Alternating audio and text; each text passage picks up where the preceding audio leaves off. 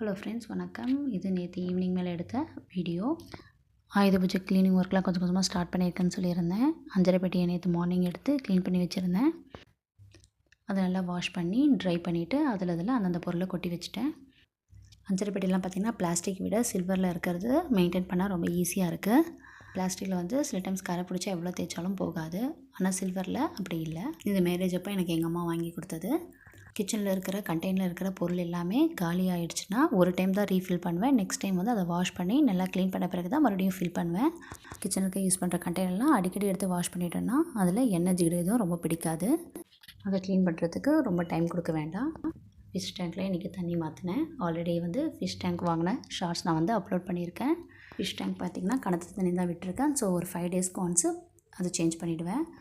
Night dinner பார்த்திங்கன்னா தோசையும் பொட்டுக்கடலை சட்னியும். டின்னர் ஒர்க் எல்லாம் முடிச்சுட்டு கிச்சனை நல்லா க்ளீன் பண்ணிவிட்டு வெசல்ஸ் எல்லாமே வாஷ் பண்ணி வச்சுட்டேன்.